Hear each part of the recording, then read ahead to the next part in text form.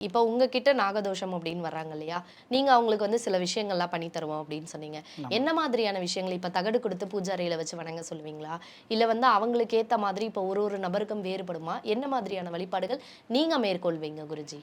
அது வந்துமா அவங்க நம்மக்கிட்ட வரும்போது, ம், இந்த நாக சர்ப்பங்கள் சம்மந்தப்பட்ட தோஷங்கள் இருக்கிறவங்களுக்கு வந்து, ம். நம்ம வந்து பார்த்தா அது தெரியும் பூஜையில. ஓகே. ம், பார்த்த அப்புறம் அவங்களுக்கு வந்து ம், அது என்ன பிரச்சனை இருக்கோ, ம், அந்த பிரச்சனை தகுந்த மாரி ம், அவங்களுக்கு இருக்கிற சமஸ்யனா ம். அவங்களுக்கு இருக்கிற பிரச்சனை. அது ஓகே. அவங்களுக்கு என்ன பிரச்சனை இருக்கோ அது மாரி, ஆ. அதுக்கு தகுந்த மாரி நம்ம என்னன்னா, ம். பூஜைகள் பண்ணுவோம்.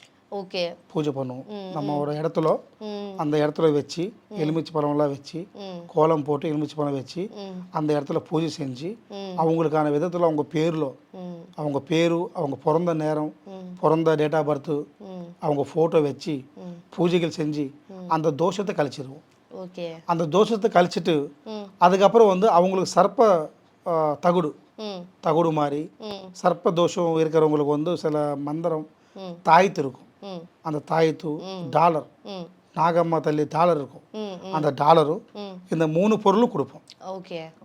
பூஜை முடிஞ்ச உடனே. ம். அந்த 3 பொருள் குடுத்தா, ம், அவங்க வந்து அந்த பொருள் அந்த தாயத்து நான் பூஜை பண்ணி குடுத்த தாயத்திலோ, ம், அது உடம்புல கட்டிக்கிட்டாங்கன்னா, ம், கையிலையோ, இடுப்புலையோ, கழுத்துலையோ கயிறு போட்டு போயிட்டுருக்கிறாலும், ம், அது வந்து கொஞ்ச நாள் அந்த பவர் அந்த உடம்புக்குள்ளே இருக்கும். ம், அந்த தாயத்தோட பவர். ம். அந்த டாலரும் அவங்க வீட்டில் வச்சுக்கணும். ஓகே. அந்த தகுடு அந்த சாமி படத்துக்கிட்ட வச்சுக்கணும். ம், அந்த படத்துக்கிட்ட வச்சு ம், வெள்ளிக்கிழமை, ம். ஞாயிற்றுக்கிழமை, திங்கட்கிழமை இந்த 3 நாளும் ம், அந்த சாமி படத்துக்கிட்ட இருக்க தகுடுக்கும், ம், அந்த டாலருக்கும் ம், பூஜை பண்ணணும். ம்.